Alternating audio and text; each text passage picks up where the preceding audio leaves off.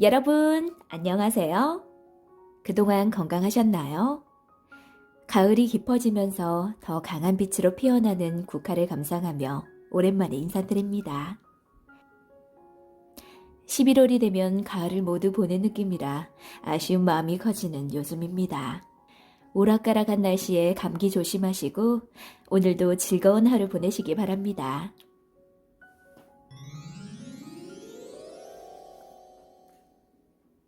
충무공 이순신 거북선을 만들다 1991년 봄 유성룡은 이순신을 전라자수사로 청거했어요. 이순신은 여수로 부임하며 마음을 굳게 다졌습니다. 여수의 바다는 내가 지키리라. 그 무렵 일본은 도요토미 히데요시가 전국을 통일하고 차근차근 군사력을 길러 전쟁 준비를 하고 있었습니다. 하지만 조선의 대신들은 당파 싸움에만 급급했죠. 일본은 정식 국교를 맺자고 조선에 사신을 보냈습니다. 전쟁 준비를 해놓고 조선의 사정을 알아보려는 속셈이었죠. 조선은 김성일과 황윤기를 통신사로 임명해 일본의 사정을 알아오도록 했습니다. 선조 임금이 일본에서 돌아온 통신사 일행에게 물었습니다. 도요토미 히데요시가 우리와 국교를 맺으려는데 무슨 속셈이 있는 것은 아니요. 김성일이 먼저 대답했어요. 도요토미 히데요시는 걱정할 인물이 못 됩니다. 그는 몸집도 작고 용기가 없는 자이옵니다.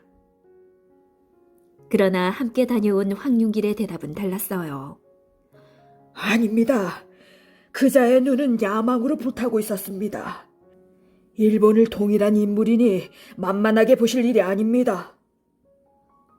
통신사의 말이 엇갈리자 선조 임금은 고민했습니다. 그러는 동안 일본은 본색을 드러냈습니다. 명나라를 치러 갈 테니 조선은 길을 비켜주시오. 이것은 부탁이 아닌 협박이었죠. 대신들은 그제야 율곡이이가 주장하던 말이 생각났습니다. 언젠가는 일본이 조선을 삼키려 들 것입니다. 우리는 10만 명의 군사를 길러 이에 대비해야 합니다. 대신들은 상황이 급박해지자 그가 옳았다는 것을 깨달은 거예요. 조정 대신들은 의견이 여러 갈래로 나뉘었죠. 하지만 어느 것 하나 마땅한 대책이 없었답니다. 이순신은 조정에서 말씨름만 하는 대신들이 한심하게 느껴졌죠. 전쟁에서 지면 나라를 잃는다. 나라 없는 백성은 죽은 목숨이다. 이순신은 병사들을 혹독하게 훈련시키는 한편 무기를 만드는 일에도 힘을 기울였습니다. 먼저 구할 수 있는 쇠붙이들을 한 곳에 모아들였죠. 마을 사람들은 너도 나도 쇠붙이를 모아왔습니다. 그런데 문제는 배였습니다.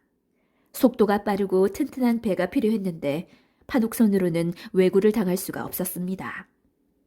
이순신은 부하인 나대용에게 말했습니다.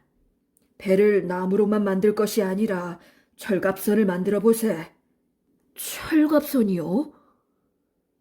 나대용은 고개를 갸웃했지만 이순신은 믿고 새로운 배를 설계하는 작업을 시작했습니다. 그들은 실패를 거듭한 끝에 새로운 배를 만드는 데 성공했죠. 이듬해 여수 앞바다에 이상한 배가 한 척 나타났습니다.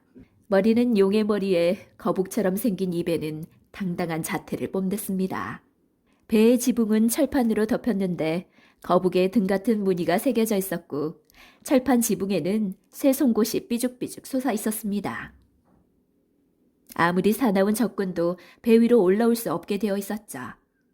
배의 둘레에는 화포를 쏠 수 있는 구멍을 뚫어 놓았습니다.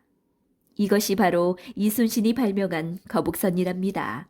위에는 돛이 달려 바람의 힘으로도 갈 수 있었습니다.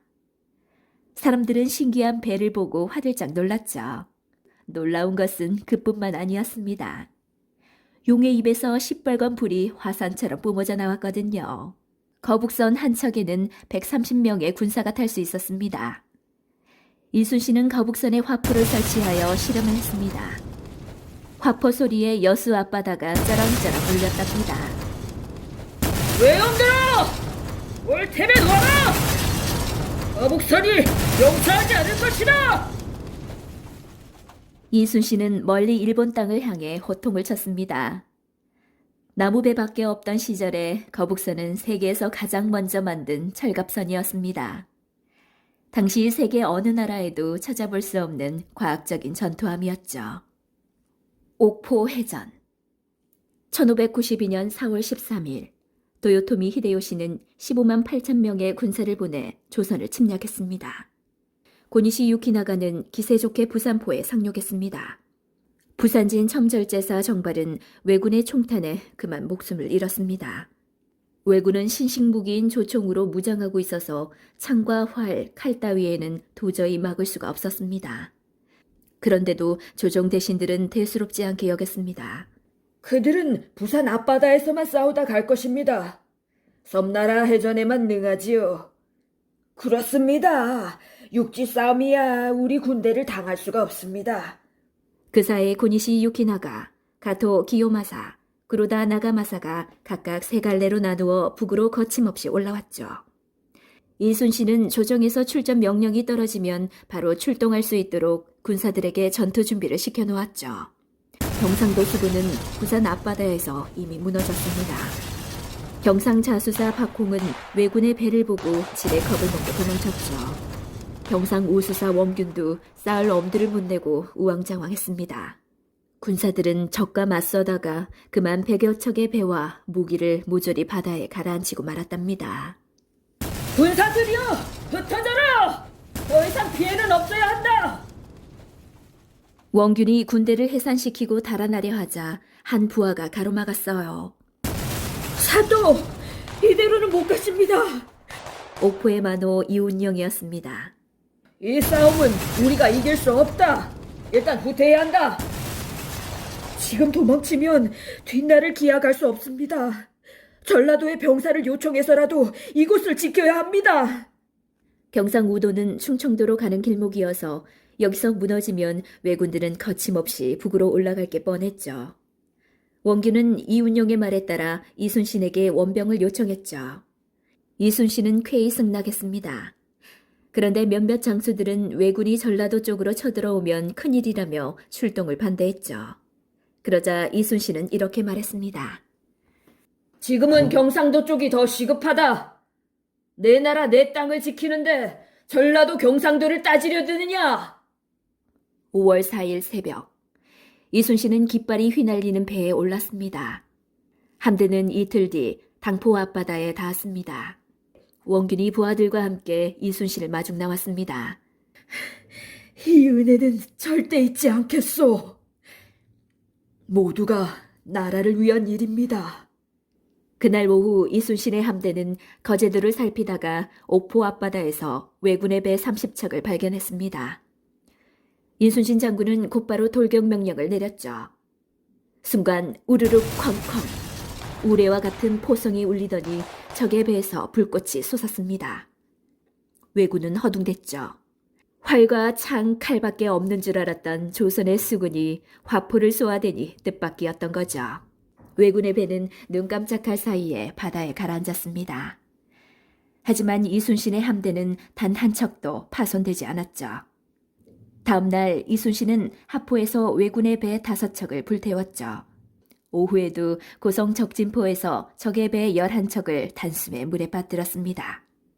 이순신이 바다에서 큰 승리를 거두고 있을 때 육지에서는 왜군의 공격에 힘없이 당하기만 했습니다.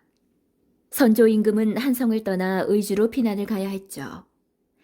왜군이 며칠 동안 나타나지 않자 이순신은 함대를 이끌고 여수로 돌아왔습니다. 군사들에게 휴식을 줄 참이었죠. 그때 원균의 부하가 달려왔습니다. 장군님! 외놈이 또 나타났습니다! 이순신은 숨 돌릴 틈도 없이 전쟁터로 향했죠. 이때 처음으로 거북선을 전투에 참가시켰습니다. 거북선은 늠름하게 노량을 지나 하동 근처에 이르렀죠. 이순신은 왜군에 쫓겨 도망치던 원균의 배 3척과 힘을 합쳐 함께 사천으로 향했습니다. 원균의 배를 물리치고 승리감에 들떠있던 왜적의 배 수십 척이 이순신의 배를 보고 일제히 공격했습니다. 이순신은 거북선을 앞세워 적진으로 깊숙이 돌진했습니다. 거북선이 불을 뿜고 화포가 쏟아졌습니다. 아니, 저게 왜 괴물이지? 아무리 조총을 쏘아도 거북선이 끄떡하지 않자 왜군들은 감히 대항하지 못하고 허둥거렸습니다. 이순신 장군은 왜군의 배를 남김없이 바닷속으로 가라앉혔죠. 이 전투에서 왜군은 단 한 명도 살아남지 못했답니다. 한산도 대첩. 도요토미 히데요시는 머리끝까지 화가 나 왜군 수군의 으뜸 장수인 와키사카 야스하루에게 배 73척을 주며 명령했죠. 조선 수군을 모조리 쓸어버려라! 와키사카 야스하루는 거제에서 이순신의 함대를 기다렸습니다. 거제에는 작은 섬이 많아 싸우다 불리하면 그 속으로 피하려는 속셈이었죠. 그들의 작전을 알아챈 이순신은 먼저 작은 배 몇 척을 보내 공격하는 척하다가 도망치며 적들을 유인했습니다. 마침내 왜적의 배들이 한산도 앞바다까지 이끌려 나왔죠. 그 순간 왜군들은 한쪽 옆으로 늘어선 조선 함대를 발견했습니다. 조선의 함대는 항날개를 펼친 듯한 모습으로 거리를 좁혀왔습니다. 이 싸움이 유명한 한산도 대첩이랍니다. 1593년 이순신의 나이 49이 되었습니다. 그해 8월 조정은 이순신을 삼도 수군 통제사로 임명했습니다. 충청도, 전라도, 경상도의 수군을 총지휘하는 자리였죠. 이순신은 잠도 제대로 자지 않고 열심히 나라를 지켰습니다. 임진왜란은 자그만치 5년이나 계속되었죠. 그러나 종류년에 도요토미 히데요시는 다시 조선을 칠 계획을 세웠습니다. 고니시 유키나가는 조선말을 잘하는 요시라를 시켜 거짓 정보를 흘렸습니다.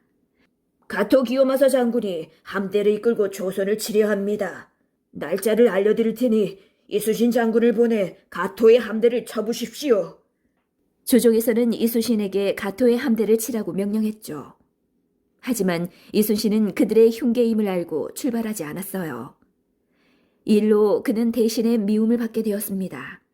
원균도 그를 모함하는 글을 올려 이순신을 밀어내려 했죠. 결국 1597년 2월 이순신 장군은 옥에 갇히고 말았습니다. 그는 심한 고문으로 죽음 직전에 이르렀죠.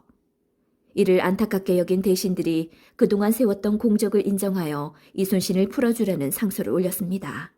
이렇게 옥에서 풀려난 이순신은 53세의 권률 장군 밑에서 다시 백의종군하게 되었습니다. 적의 총탄에 맞다. 왜군 함대가 거제도로 쳐들어오자 원균은 제대로 싸워보지도 못하고 왜군에게 당했습니다.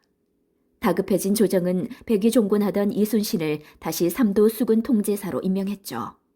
1597년 9월 16일 왜군은 130척의 배를 이끌고 명량 해협으로 들어왔습니다. 명량 해협은 바닷물이 휘돌아 급류로 변하는 곳이었죠. 이순신은 바닷속에 쇠줄을 늘어뜨려 놓았죠. 그때 이순신이 거느린 배는 단 12척밖에 없었습니다. 썰물이 되자 이순신은 재빨리 아군을 포구 쪽으로 옮기게 했죠. 적함이 아군을 따라 명량 해협으로 이르렀을 때 북소리가 울렸습니다. 쇠줄을 당기라는 신호였죠. 그 바람에 외선들이 줄줄이 쇠줄에 걸려 곤두박질 쳤답니다. 이 싸움을 명랑대첩이라고 합니다. 이듬해 11월 19일 이순신 장군은 노량 앞바다에서 왜적과 맞섰습니다. 침략자는 한 놈도 살려주어서는 안 된다! 도망치던 왜군을 놓치지 않으려고 따라가던 순간 이순신 장군이 갑자기 가슴을 움켜쥔 채 쓰러졌습니다. 적의 총탄이 왼쪽 가슴에 박힌 거예요. 이순신 장군은 마지막이 다가왔다는 것을 알았죠. 내가 총에 맞았다는 걸 아무에게도 알리지 마라. 군사들은 장군이 쓰러진 줄도 모르고 열심히 싸워 승리했죠. 모두 500척이던 왜군의 배는 겨우 50척만 살아 돌아갔습니다. 이날 조선 수군은 큰 승리를 거두었지만 그보다 큰 별을 잃었답니다. 바다를 누비던 이순신 장군은 그렇게 장렬하게 최후를 마쳤습니다. 선조임금은 이순신 장군의 공을 기려 자의정을 추증하고 인조임금은 충무라는 시호를 내렸답니다.